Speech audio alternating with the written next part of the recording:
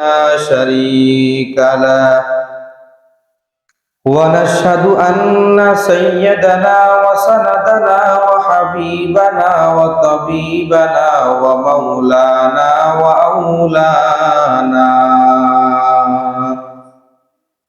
وأولانا محمدا عبده ورسوله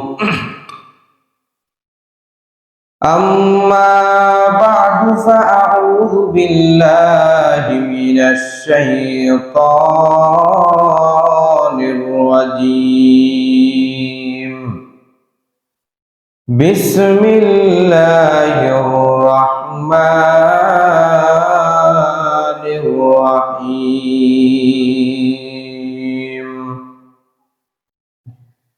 يا أيها الذين آمنوا كلوا من طيبات ما رزقناكم ولا تطغوا فيه فيحل عليكم ومن يحلل عليه غضبي فقد هوى وقال رسول الله صلى الله عليه وسلم من قرأ القرآن فاستظهره فأحل حلاله وحرم حرامه أدخله الله الجنة وشفعه في 10 من أهل بيته كلهم قد وجبت لهم النار صدق الله مولانا العظيم وصدق رسوله النبي الأمي الكريم ونحن على ذلك لمن الشاهدين والشاكرين والحمد لله رب العالمين سبحانك لا علم لنا إلا ما علمتنا إنك أنت العليم الحكيم الحمد لله মহান আল্লাহ পাক রব্বুল আলামিনের দরবারে শুকরিয়া আল্লাহ পাক রব্বুল আলামিন আমাদেরকে জুমার সালাত রজব মাসের দ্বিতীয় সপ্তাহে আল্লাহ পাক রব্বুল আলামিন আমাদেরকে জুমার সালাত আদায় করার জন্য তৌফিক দান করেছে। এই জন্য আমরা সকলে দিল থেকে শুকরিয়া জ্ঞাপন করি আলহামদুলিল্লাহ।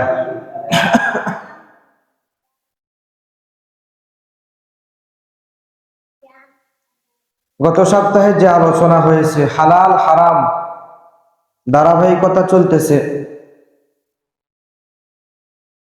এই হালাল এবং হারাম সম্পর্কে কয়েকটা শিরোনাম নির্ধারণ করা হয়েছে।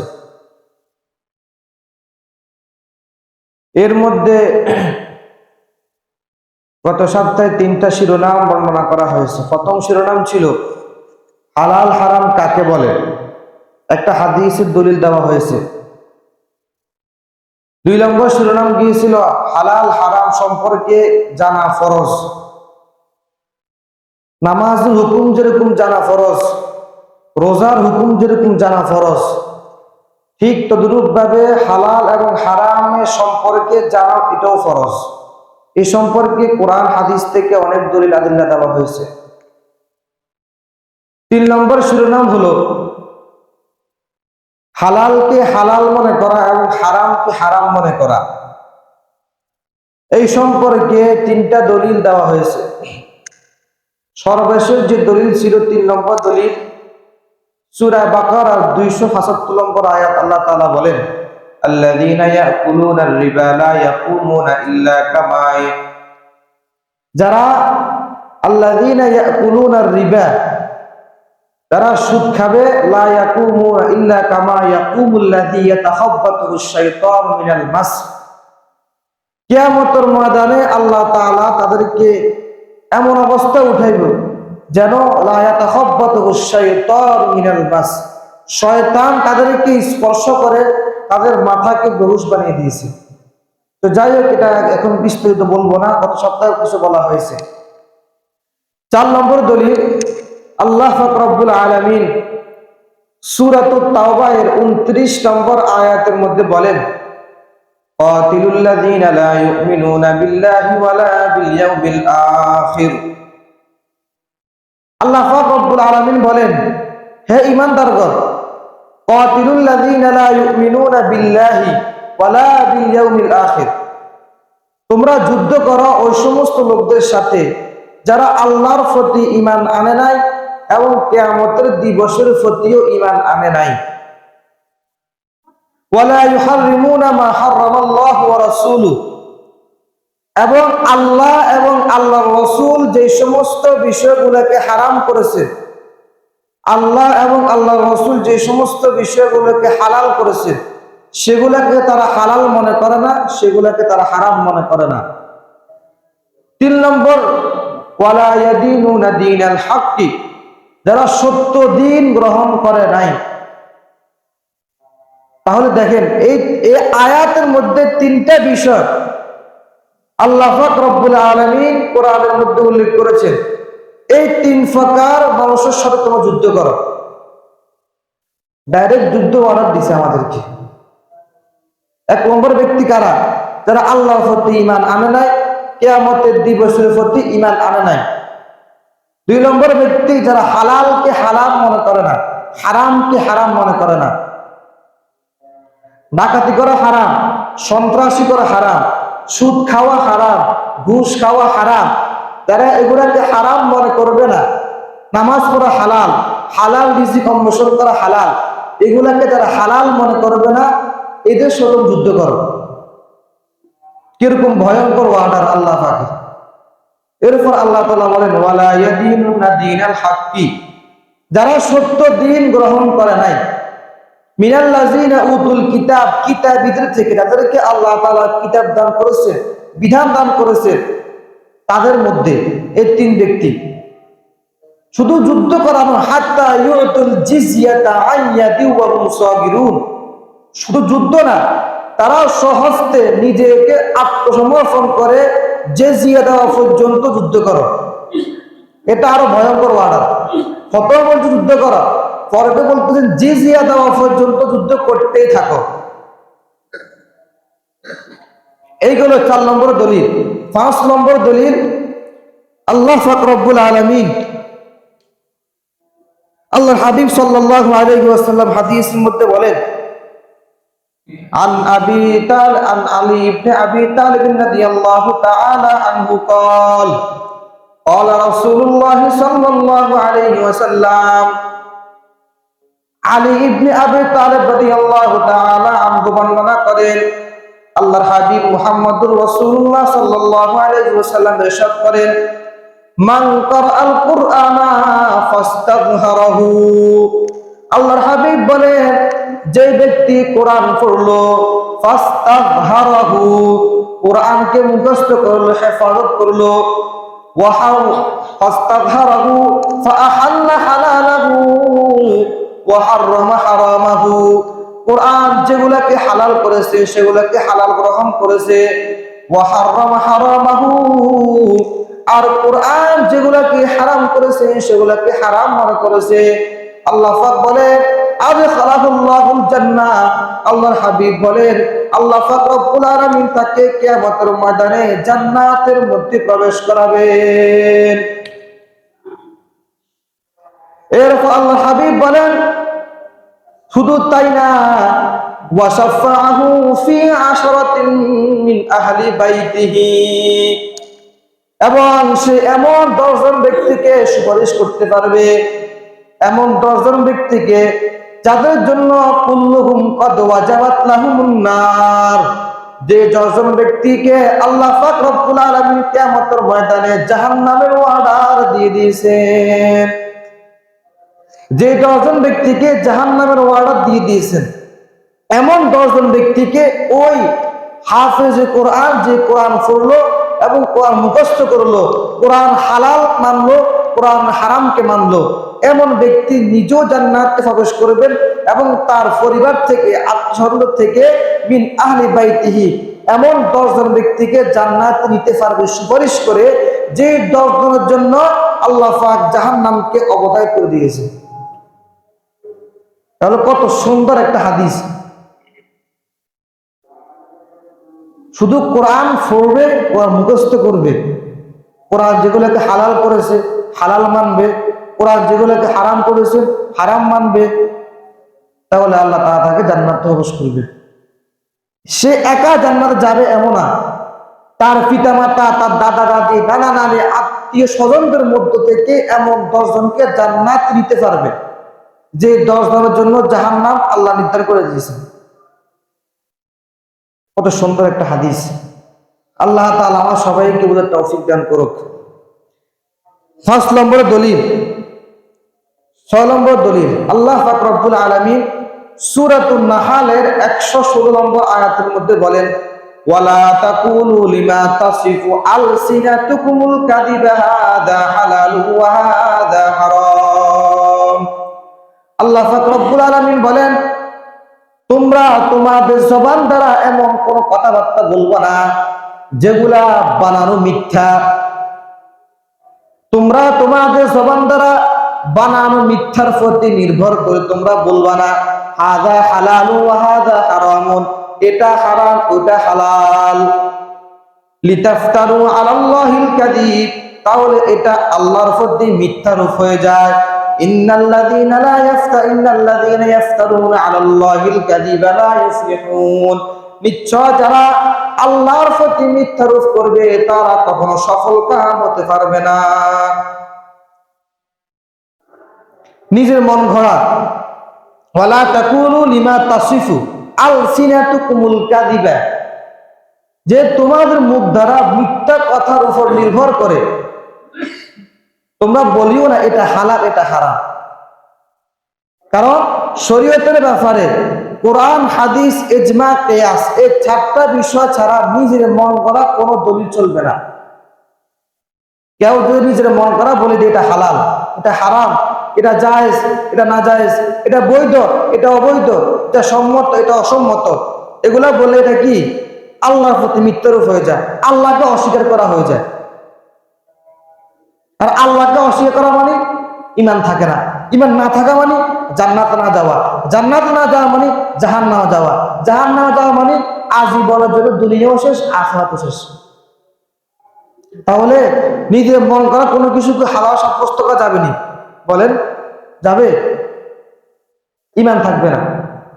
লিতাফতারু আলাল্লাহিল কাযিবা, আল্লাহর প্রতি মিথ্যারূপ হয়ে যাবে। এইগুলো 6 নম্বর দলিল। 7 নম্বর দলিল, আল্লাহ পাক রব্বুল আলামিন সূরাতুল মায়েদা 87 নম্বর আয়াতের মধ্যে বলেন, ইয়া আইয়ুহাল্লাযীনা আমানু কুলু মিন তাইয়্যিবাতি মা রাযাকনাকুম ওয়া লা তাতগাউ ফীহি। আল্লাহ পাক রব্বুল আলামিন বলেন, হে ঈমানদারগণ, কুলু মিন তাইয়্যিবাতি মা রাযাকনাকুম, আমি রব্বুল আলামিন তোমাদেরকে যে সমস্ত রিজিক দান করেছি, যে সমস্ত উৎকৃষ্টজনক রিজিক দান করেছি, সেই উৎকৃষ্ট রিজিক থেকে তোমরা ভালোভাবে খাও। ওয়ালা তাতগাউ ফীহি, আর এই খাওয়ার মধ্যে তোমরা সীমালঙ্ঘন করবা না। ফায়াহিল্লা আলাইকুম গদবি, যদি সীমালঙ্ঘন করো তাহলে আমার গজব তোমাদের উপর পতিত হবে। ওয়া মাইয়াহলিল আলাইহি গদবি, আর যার প্রতি আমার গজব পতিত হবে ফাকাদ হাওয়া, সে ধ্বংস। এই আয়াতের ব্যাখ্যা শাইখুল ইসলাম জাস্টিস মুহাম্মদ তকি উসমানী হাফিজাহুল্লাহ তাওজিহুল কোরআনের মধ্যে উল্লেখ করেছেন যে হালালকে হারাম মনে করা, হালালকে যেরকম হারাম মনে করা গুনাহ, ঠিক তদ্রূপ ভাবে আল্লাহ যেগুলোকে হারাম করেছেন, যেগুলোকে হালাল করেছেন, এগুলোকে হারাম মনে করাও গুনাহ। আমরা অনেক সময় হারামকে হালাল মনে করি, যে এটা হারাম কাজ কিন্তু হালাল মনে করে করি, এটা তো এক ভয়ঙ্কর গুনাহ, কবিরা গুনাহ। তবে ঠিক তদ্রূপভাবে বিপরীত ভাবে যদি হালালকে হারাম বানিয়ে নি, আল্লাহ তাআলা আমাদের জন্য এটা হালাল করেছেন, হয়তো অসুবিধা কি, কিন্তু না আমরা এটা গোলামি করি, গাদ্দারি করি, আল্লাহর সঙ্গে মিথ্যারোপ করে বলি না আল্লাহ হালাল করলে কি হয়েছে, এটা আমার জন্য হারাম, এটা আর মারাত্মক কবিরা গুনাহ। এই জন্য এটা করার দ্বারা আল্লাহর প্রতি মিথ্যারূপ হয়ে যায়, আল্লাহকে অস্বীকার হয়ে যায়। আল্লাহ তাআলা আমার সবাইকে হেফাজত করুক। ৮ নম্বর দলিল, আল্লাহ পাক রব্বুল আলামিন সূরা আরাফের ৩২ নম্বর আয়াতের মধ্যে বলেন, কুল মান হাররামা যিনাতাল্লাহিল্লাতী আখরাজা লিইবাদিহি ওয়াত তাইয়্যিবাতি মিনার রিজক। হে নবী, আপনি বলুন, মান হাররামা, কে ব্যক্তি হারাম করেছেন, যিনাতাল্লাহিল্লাতী আখরাজা লিইবাদিহি, আল্লাহ পাক রব্বুল আলামিন যে সৌন্দর্য তার বান্দাদেরকে দান করেছেন, ওয়াত তাইয়্যিবাতি মিনার রিজক, এবং যে পবিত্র রিজিক আল্লাহ দান করেছেন, এই পবিত্র রিজিক এবং আল্লাহ সৌন্দর্যকে কি হারাম করেছেন? আল্লাহ আমাদেরকে কষ্ট করতেছেন। আল্লাহ এত সুন্দর সুখময় দুনিয়া আমাদেরকে দান করেছেন, তাহলে এত সুন্দর পদ্ধতি আমাদেরকে দান করেছেন হালাল কামাইয়ের জন্য, তাহলে কোন শরমে আমরা হারামের দিকে যাব? হালাল কামাইয়ের বহুত পদ্ধতি আছে, বহু বহু অসংখ্য অগণিত পদ্ধতি আছে হালাল কামাই। তাহলে কেন আমরা হালালকে বাদ দিয়ে হারাম হতে যাব? এই আয়াতের মধ্যে অংশের মধ্যে আল্লাহ বলেন, কুল মান হারামা যিনাতাল্লাহিল্লাতী আখরাজা লিইবাদিহি ওয়াত তাইয়্যিবাতি মিনার রিজক। এরপর আল্লাহ বলেন, কুল হিয়া লিল্লাযীনা আমানু ফিল হায়াতিদ দুনিয়া, আল্লাহর এই সমস্ত সৌন্দর্য দুনিয়ার মধ্যে শুধুমাত্র ঈমানদারদের জন্য। ঈমানদার কারা? যারা হালালকে হালাল মনে করবে, হারামকে হারাম মনে করবে, তারা ঈমানদার, নাকি অন্য কেউ ঈমানদার? যারা আল্লাহর কোরআন মানবে, হাদিস মানবে, আল্লাহর কথা মতো চলবে, হাদিস মোতাবেক চলবে, তারাই তো ঈমানদার। তাহলে দুনিয়াতে তাদের জন্য রয়েছে এই পার্থিব, এই সমগ্র এই উপভোগ, খালিসাতান ইয়াউমাল কিয়ামা। আর কিয়ামতের ময়দানে আছে, দুনিয়াতে তো আছে, কিয়ামতের ময়দানে জান্নাতের মধ্যে তো অভাব নাই, অগণিত। এই গেল ৩ নম্বর শিরোনাম। ৩ নম্বর শিরোনাম যে হালালকে হালাল মনে করা, হারামকে হারাম মনে করা। আল্লাহ তাআলা আমাদের সবাইকে এই হালালকে হালাল মনে করা, হারামকে হারাম মনে করার তৌফিক দান করুক। শুধু তাই না, দোয়া করতে হবে যাতে করে আল্লাহ তাআলা হারাম থেকে বাঁচানোর সৌভাগ্য দান করেন, হারামের মধ্যে আমাদেরকে লিপ্ত না করেন। ৪ নম্বর শিরোনাম যে হালাল খাওয়া এবং হালাল খাওয়ার প্রতি উৎসাহ। নিজ হাতে উপার্জন করা উত্তম উপার্জন। নিজ হাতে কি করা? আয় করা, কামাই করা, অর্জন করা সবচেয়ে বড় উপার্জন। এ প্রসঙ্গে কয়েকটা দলিল দেওয়া হবে। ১ নম্বর দলিল, আল্লাহ পাক রব্বুল আলামিন সূরা তাহার ৮২ নম্বর আয়াতের মধ্যে বলেন, কুলু মিন তাইয়্যিবাতি মা রাযাকনাকুম ওয়ালা তাতগাউ ফীহি ফায়াহিল্লা আলাইকুম গাদাবী। হে ঈমানদারগণ, তোমরা খাও মিন তাইয়্যিবাতি মা রাযাকনাকুম, আল্লাহ তাআলা, আমি আল্লাহ তোমাদেরকে যে রিজিক দান করেছি ওই রিজিক থেকে তোমরা খাও। আগের আয়াত এরকম গেছে, আগেও একটা আয়াত এরকম গেছে, হুবহু এরকম একটা আয়াত গেছে, তোমরা, আমি তোমাদেরকে যে রিজিক দান করেছি ওই রিজিক থেকে তোমরা ভালোভাবে খাও। যেগুলো হালাল খানা এগুলো খেতে চায় না, যেগুলো হারাম এগুলো খাওয়ার জন্য খুব আগ্রহ। হারামের প্রতি ফুজিবাতির নার, যে হাদিসের মধ্যে আসছে যে জাহান্নামকে আল্লাহ তাআলা ডাকি দিয়েছেন সুন্দর সুখময় সুন্দর বস্তু দিয়ে, দেখতে খুব সুন্দর, ভালো লাগে, আনন্দ লাগে, কিন্তু এটা জাহান্নামের কাজ, হারাম কাজ, আল্লাহ অপছন্দনীয় কাজ। এবং আর যে সমস্ত কাজ, আর জান্নাতকে আল্লাহ ডেকে দিয়েছেন তিক্তময় কাজ, কাজ দ্বারা করতে খুব কষ্টকর, অর্জন করতে খুব কষ্ট, কিন্তু অর্জন করলে আল্লাহ তাআলা এর বিনিময়ে জান্নাত দিয়ে দিবেন। এই জন্য কষ্ট হলেও জাহান্নাম কামা করা সহজ, জান্নাত কামা করা কঠিন। জান্নাত কামা করা কি কঠিন। জান্নাত যাওয়ার জন্য আল্লাহ পাক যে সমস্ত আদেশ নিষেধ, হালাল হারাম, নামাজ কালাম জিকির আজকার, এগুলো অর্জন করা অনেক কষ্টকর। তবে হ্যাঁ, ঈমানদারদের জন্য কষ্টকর না। যারা ঈমানদার, যাদের অভ্যস্ত, আমলের প্রতি অভ্যস্ত, নেক আমল করতে অভ্যস্ত, নামাজ পড়ার জন্য অভ্যস্ত, তাদেরকে বলা লাগে না নামাজ পড়ার জন্য, তাদেরকে বলা লাগে না যাকাত দেওয়ার জন্য, তাদেরকে বলা লাগে না জিজ্ঞাসা করার জন্য। কারণ ইমানদারদেরকে আল্লাহ তাআলা এটা দিয়ে সৌন্দর্য দিয়ে দিয়েছেন অন্তরের মধ্যে, এবং ইমানদারদের কাছে ওই খারাপ কাজকে ভালো লাগে, যদিও করতে কষ্ট কিন্তু ভালো লাগবে।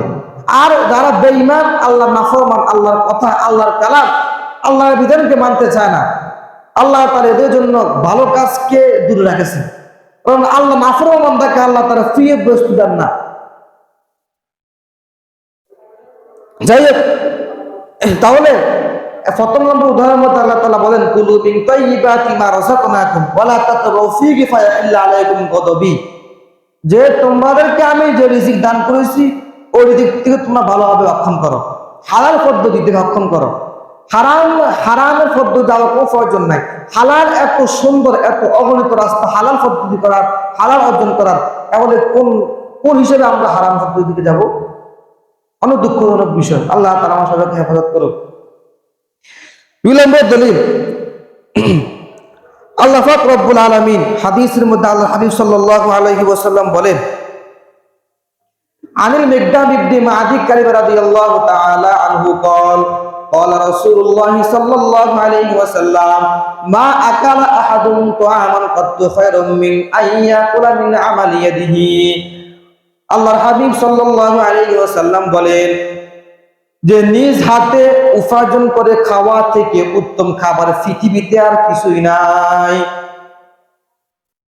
নিজ হাতে উপার্জন করে খাওয়া, এটা এত উত্তম, এত সুস্বাদু, এত মজা, এটা থেকে উত্তম খাবার পৃথিবীতে আর নাই। একটা উদাহরণ দিলে বুঝবেন স্পষ্টভাবে। আপনি সকাল 8টা থেকে বিকাল 4টা পর্যন্ত মাঝখানে নামাজ পড়েছেন, খাওয়া দাওয়া করেছেন, সুন্দরভাবে একজনের চাকরি করেছেন বা একটা কিছু কামাই করেছেন। ধরে নেন আপনি 1000 টাকা কামাই করছেন একদিনে, আজকে 1000 টাকা কামাই করছেন আপনি পুরো দিনে। এই 1000 টাকা খরচ করতে আপনার অনেক আনন্দ লাগবে, ভালো লাগবে, কোনো বাধা নাই, কেউ বলিন না, কিছু নেই। কিন্তু যখন আরেকজন থেকে আপনি কিছু টাকা চাইবেন বা কেউ আপনাকে সাহায্য করবে, আপনাকে দিবে, আপনার এই আশা বসে থাকবেন অথবা আমি গরিব হিসেবে সে আমাকে কিছু টাকা দিবে, তখন আপনি টাকা নিবেন ঠিক, খাবেন ঠিক, কিন্তু পাওয়ার টাকার কাছে, বলেন তো, পাওয়ার টাকার কাছে, ওই যে দিয়ে তার কাছে। যদি আপনি খাওয়ার জন্য দিচ্ছে কিন্তু আপনার পাওয়ার নাই, এটা আরেকজন টাকা আপনি খাইছে, যদিও দান করছে ঠিক, কিন্তু পাওয়ারটা পরিপূর্ণ তার কাছে। কিছু কিছু হলে কোনো বেশ বলে বলবে তো যে তোমাকে আমি প্রতিদিন 1000 টাকা করে, তুমি কেন আমার লোক বেয়াদবি করো, আমার লোক বেইমানি করো, ওকে বলবে না? তাহলে দেখেন, উত্তম খাওয়ান রিজিক নিজ হাতে উপার্জন করা কত উত্তম, কত সুন্দর, কত ভালো, কত সুস্বাদু। নিজের অন্য কারো কোনো কথা শোনা লাগে না, কারো মুখ থেকে কোনো খারাপ আচরণ লাগে না, কারো ধোকা যে ফোঁটা দেওয়ার পর ফোঁটা দিবে যে আমি তোমাকে দিলাম, তোমাকে এত টাকা দিলাম, তোমাকে এটা দিলাম, এটা দিলাম, এ সমস্ত ফোঁটা থেকে বাঁচা যায়। আর যখন আপনি নিজে উপার্জন করবেন, নিজে খাইবেন, দেখবেন আপনার সুশান্তিতে কত সুন্দর আপনার পরিবার চালাবেন, আপনি নিজে খাইবেন, নিজে খরচ করবেন, কোনো আপত্তি নেই। এটা হচ্ছে দুনিয়ার উদাহরণ। আর আল্লাহ তাআলা বলে দিয়েছেন, যে আল্লাহর হাবিব বলে দিয়েছেন যে উত্তম খাবার নিজ হাতে উপার্জন করে খাওয়া এত সুস্বাদু, এত উত্তম, এটা থেকে উত্তম খাবার পৃথিবীতে আর কিছু নাই।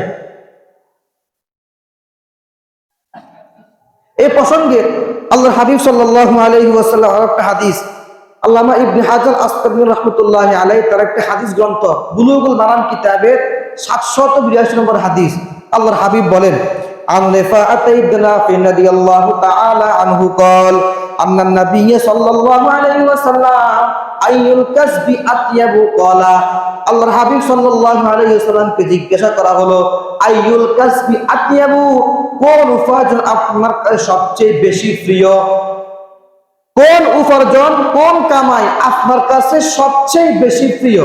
আইয়ুল কাসবি আতিয়াবু قال رسول الله صلى الله عليه وسلم আমালুর রাজুলি বিয়াদিহি ওয়া কুল্লু বাইইন মাবরুরিন। যে আল্লাহর হাবিব সাল্লাল্লাহু আলাইহি ওয়াসাল্লাম বলেন যে লোকেরা তাদের নিজের হাতে যে কামাই করবে এটা সবচেয়ে উত্তম কামাই। 2 নম্বর কামাই হলো ওয়াকুল্লু বাইইন মাবরুরিন, এমন সৎ ব্যবসায় যেটা অত্যন্ত সৎ, এমন ব্যবসা যেটা অত্যন্ত সৎ। তাহলে আল্লাহর হাবিবকে জিজ্ঞাসা করা হয়েছে যে কোন আমলটা সবচেয়ে বেশি প্রিয়, সবচেয়ে বেশি উত্তম, কোন কামাই? কামাই তো বহুত রকমের আছে, কামাই কি বহুত রকমের আছে, অনেক পদ্ধতি কামানো যায়, টাকা অর্জন করার বহুত পদ্ধতি আছে পৃথিবীতে, এখন তো আরো বেশছে। এর মধ্যে কোনটা বেশি উত্তম? তখন রাসূল বলেছেন যে সবচেয়ে উত্তম পদ্ধতি হলো আমালুর রাজুলি বিয়াদিহি, যে লোক তার নিজ হাতে যেটা অর্জন করবে, যেটা কামাই করবে, এটাই সবচেয়ে উত্তম কামাই। এরপর বলেন ওয়াকুল্লু বাইইন মাবরুরিন, প্রত্যেক এমন ব্যবসা যে ব্যবসাটা অত্যন্ত সৎ ব্যবসা, ব্যবসার মধ্যে কোনো দুর্নীতি, ব্যবসার মধ্যে কোনো ঠকানো, ধোঁকা দেওয়া, প্রতারণা করা এগুলা নাই, এমন ব্যবসাই সবচেয়ে উত্তম ব্যবসা। হাদিসের মধ্যে রাসূল বলেন আত্তাজিরু মান নাবিয়িনা ওয়াস সিদ্দিকিনা ওয়াস শুহাদা, ব্যবসায়ীগণ থাকবে কিয়ামতের ময়দানে নবীদের সাথে, শহীদদের সাথে, সিদ্দিকদের সাথে। ব্যবসায়ীগণ থাকবে কার সাথে বলেন? বলেন না, এত না ওয়াজ মস্করার কথা বলে তো ওয়াজ তবে ইয়ে হয়ে যায়। ব্যবসায়ীগণ থাকবে নবীদের সাথে, শহীদদের সাথে, যারা সিদ্দিক তাদের সাথে। কি বললাম? ব্যবসায়ীগণ থাকবে কার সাথে? নবীদের সাথে, সিদ্দিকদের সাথে। তাহলে দেখেন উত্তম ব্যবসা কত মজবুত, উত্তম ব্যবসা কত উত্তম। হাদিসের মধ্যে একটা হাদিসের মধ্যে পাইলাম যে উত্তম পৃথিবীতে উত্তম কাজ থেকে দুইটা আছে, একটা হচ্ছে সৎ ধরনের ব্যবসা করা, আর একটা হচ্ছে নিজ হাতে কামাই করা। তাহলে এই যে আল্লাহ পাক রব্বুল আলামিন যে সমস্ত পদ্ধতি আমাদেরকে দিয়েছেন, ব্যবসা করা, চাকরি করা, উপার্জন করার, কামাই করা, সবগুলা আল্লাহ পাক রব্বুল আলামিন আমাদেরকে দিয়েছেন ঠিক, কিন্তু পরীক্ষা করার জন্য আমাদেরকে চাইবেন যে আমরা হালাল পদ্ধতি কিভাবে অর্জন করি, হারাম পদ্ধতি কি আমরা বাঁচি, আল্লাহ এটা চাইবেন। এরপর আরেকটা হাদিসে রাসূল বলেন قال النبي عن عبد الله بن مسعود رضي الله تعالى عنه قال قال رسول الله صلى الله عليه وسلم طلب كسب الحلال فريضة بعد الفريضة, হালাল রিজিক অন্বেষণ করা ফরজ সমূহের মধ্যে একটি ফরজ।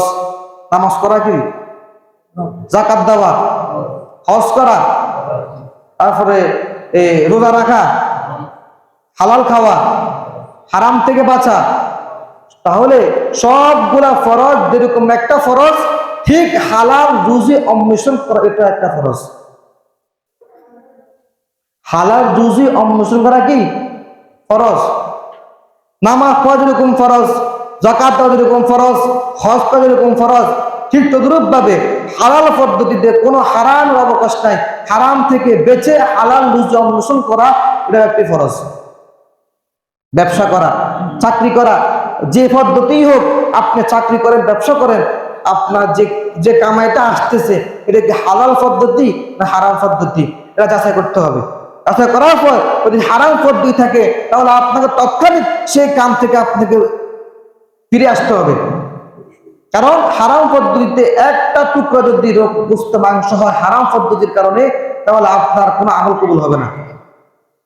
তাহলে এত কষ্ট করি, এত আমল করি, বাড়ি থেকে এসে শীতকালে ফজর নামাজ এত কষ্ট করে ঠান্ডা ফান্ডা দিয়ে উজু করে আপনি মসজিদে আসছেন, যদি নামাজটা কবুল না তাহলে কিরকম লাগবে বলেন? এই জন্য সবার আগে দেখুন তো ইনশাল্লাহ যে হালাল পদ্ধতি ছাড়া হারামের কাছে দ্বারা আমরা যাবো না। আবার ওয়াদা করেন আমার সাথে যে হালাল পদ্ধতি ছাড়া হারামের কাছে আমরা যাবো না। বলেন, হালাল পদ্ধতি ছাড়া হারামের কাছেও আমরা যাব না। যতই বাধা আসুক না কেন, যতই বাধা আসুক না কেন, হারাম থেকে হারামকে অবর্জন করে হালাল পদ্ধতি আমরা অন্বেষণ করবই ইনশাআল্লাহ। ইত্তাকিন নার ওয়ালা বিশিক্কি তামরাতিন, রাসূল বলেছেন যে একটা তোমরা জাহান্নাম থেকে বাঁচো একটা খেজুর দিয়ে। দেখেন, একটা খেজুর দিয়ে তো জাহান্নাম থেকে বাঁচো।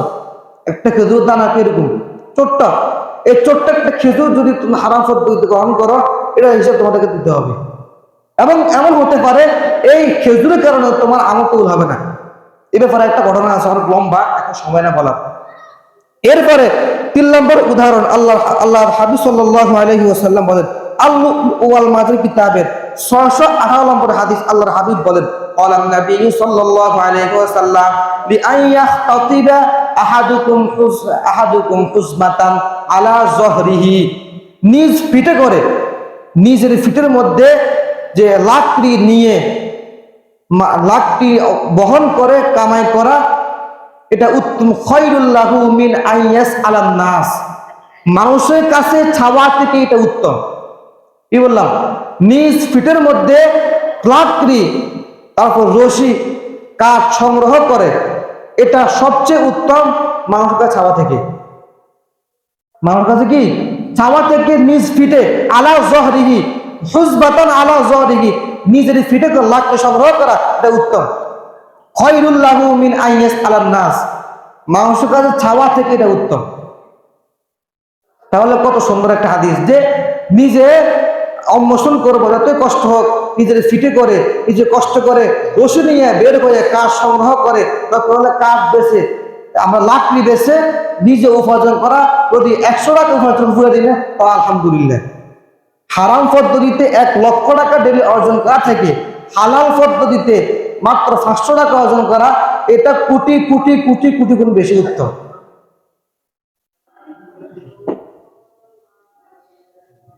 হালাল পদ্ধতির শান্তি এটা হারাম যারা অর্জন করে তারা বুঝবে না। যাদের ভিতরে হারামের কোন রোগ থাকে, তাদের ভিতরে যে সম্পদ আমি বর্জন করেছি, যে ফ্যাটে ঢুকাইছি, এর মধ্যে যদি কোনো হারাম অবকাশ থাকে, সুদের টাকা থাকে, ঘুষের টাকা থাকে, ডাকাতির টাকা থাকে, সন্ত্রাসী করে একজন থেকে টাকা নিছি, নিয়ে সেটা আমি খাইছি, খেয়ে ফেলেছি, আফওয়া সম্পদ আমি মেরে খেয়ে ফেলেছি, আমার মধ্যে খেয়াল করে ফেলেছি, এরকম ভাবে সুদ ঘুষ যে সমস্ত হারাম পদ্ধতি আছে যেগুলো আমরা ব্যাপারে ঢুকাই, তাহলে যে সমস্ত রক্ত থাকা পর্যন্ত শরীরের মধ্যে আমরা যতই আমল করি না কেন, একটা আমল কবুল হবে না। তাহলে এত কষ্ট করে আমল করবো, কিন্তু আমল কবুল হবে এটা আবার কেউ মানতে পারবো না। এই জন্য যে ওয়াদা করেছিলাম আমরা, যে হালাল পদ্ধতি অর্জন করব, হারামের কাজও যাবো না। হালাল পদ্ধতি অর্জন করবো, কি হারামের কাজও আমরা যাবো না। এমনকি হালাল পদ্ধতিতে 500 টাকা অর্জন করা, হারাম পদ্ধতিতে কোটি কোটি টাকা অর্জন করা থেকে উত্তম। সবাই এটা মাথা রাখবেন, এটা অনেক গুরুত্বপূর্ণ বিষয়। হালাল পদ্ধতিতে 500 টাকা অর্জন করলে এটার বরকত আল্লাহ তাআলা আপনাকে অনেক রকমে দিবে। বাহ্যিক দেখবেন না, হয়তো বলবেন যে 500 টাকা ফকরে ঢুকেছে শেষ, কিন্তু না, এখানে বরকত আল্লাহ তাআলা ঢুকে রেখেছেন। এটা আল্লাহ আপনাকে সময় সময় দিবেন।